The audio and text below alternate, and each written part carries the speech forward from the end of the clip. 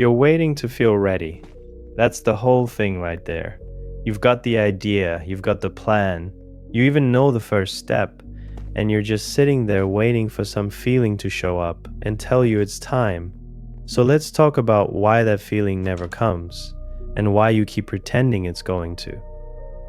And look, I do this too. I've had ideas sitting in my head for years, just waiting to feel like the right moment. I tell myself I'm being smart, I'm being careful, I'm just not quite ready yet. But that's a lie I tell myself so I don't have to move, because moving is scary, and waiting feels like doing something when it isn't. So I call it patience, but it's not patience. It's just fear, wearing a nicer coat, and I let it walk around my life like it belongs there, like it's paying rent, like it's earned its spot. So think about the guy who wants to start his own thing. He's 28, making about $60,000 a year at a job that's fine. Nothing wrong with it exactly. He's got the idea for the business sitting in a notes app on his phone. Been there since he was 25. He tells himself he'll do it once he's saved enough to feel secure. So he saves. He hits 10,000 in the bank and tells himself he needs 20. He hits 20 and needs 30. Now it's not enough until the market feels better, until his job feels more stable, until he feels a certain way inside that he can't even name and never could. 3 years turns into 5. He's 33 now. 60,000 a year became 72. And the idea is still sitting in the same notes app, untouched, just 5 years older. He'd tell you he's being responsible, but he's not being responsible. He's waiting for a feeling that was never going to show up, no matter how big that account got. So here's the question you have to actually sit with. What feeling are you even waiting for? Like, what does ready feel like? Can you describe it? Because I can't. I've never once felt ready before doing anything that actually mattered. Not once. Not one time in my whole life. I didn't feel ready the first time I put anything of mine out into the world. I just did it scared and kept going. So if the feeling never came for me, why do you think it's coming for you? Why do we both keep waiting for something that's never shown up, not once, and act surprised every time it doesn't? And here's the real answer, the one nobody says out loud. You're not actually waiting to feel ready. You're waiting to feel safe.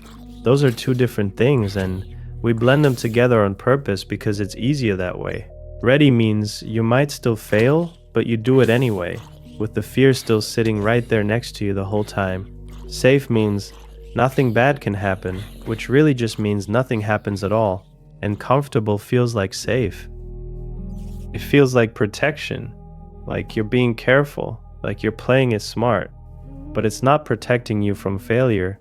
It's protecting you from trying, which is its own kind of loss, just a quieter one that doesn't announce itself when it walks in.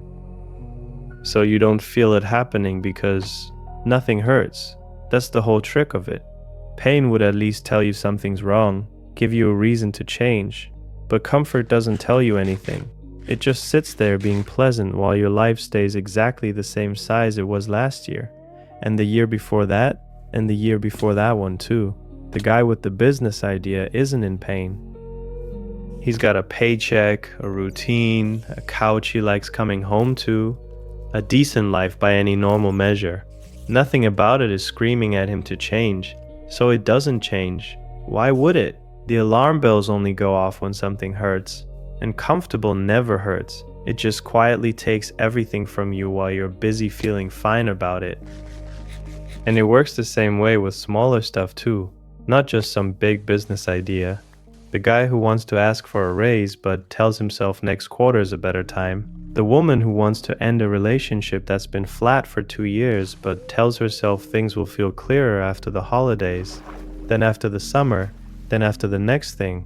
None of them are lying exactly. They really do believe next quarter, next season, next feeling will be different.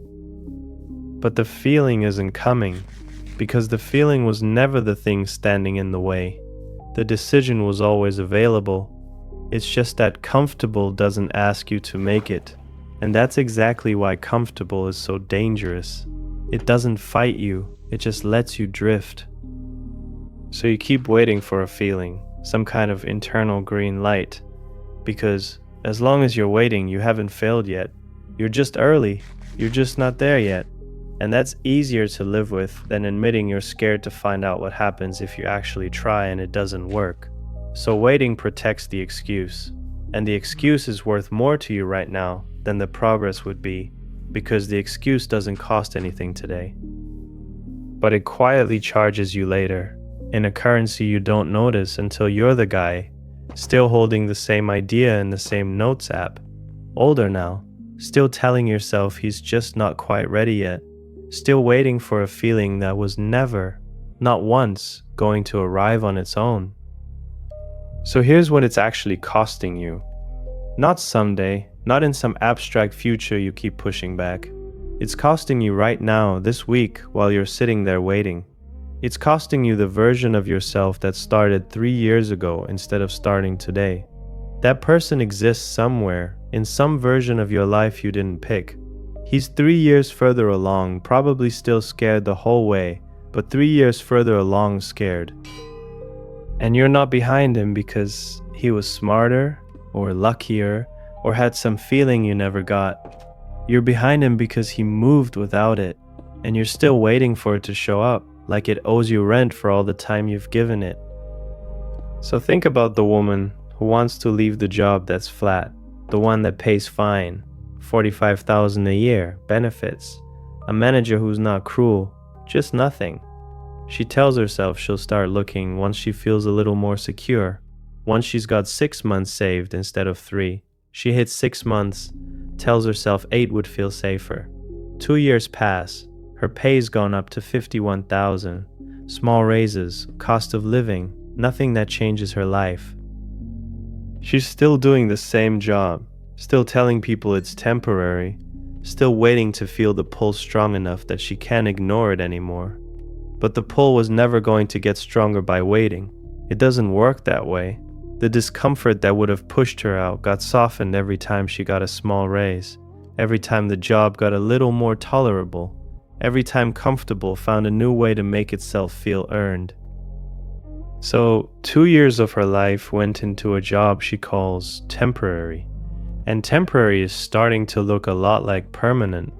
And nobody handed her back that time when she finally noticed.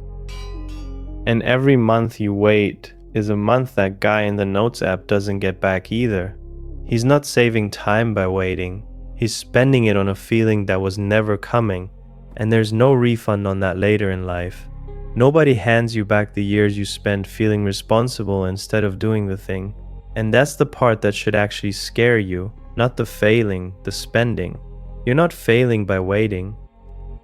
You're just quietly paying for something and telling yourself it's free because it doesn't hurt yet. And here's the part nobody says to your face, so let me say it to mine too while I'm at it. You might be waiting because some part of you doesn't actually want it bad enough to risk finding out you can't do it. That's not a nice thing to hear about yourself, and it's not a nice thing for me to admit either. But it's true more often than either of us wants it to be. If you wanted it the way you say you do, you'd have done something imperfect by now instead of something safe. Because wanting something and wanting to stay comfortable are not the same desire, even though we talk about them like they are. Most of us are lying to ourselves about which one is actually winning inside us. So it's not that you're lazy, it's not that you don't care, it's that comfortable is quietly stronger than most people's want, and it doesn't even have to fight for the win, it just has to wait you out. And it's very patient, more patient than you, more patient than me most days. So here's the turn, and it's not complicated, it's just hard, which is different from complicated, and we like to pretend it isn't. You stop waiting for the feeling and you use the plan you already have instead. You already know the first step. You said it yourself earlier tonight probably, in your head, the way you do every night. So you do that step today, not when it feels right, because it's never going to feel right. That was the entire point of everything I just said. You send the message before you feel brave enough to send it. You save what you can and start anyway instead of chasing some number that keeps moving every time you get close to it. You have the hard conversation while your stomach's still in knots, not after it settles, because it's not going to settle on its own. It's going to sit there getting heavier the longer you carry it around, waiting for it to lighten up by itself.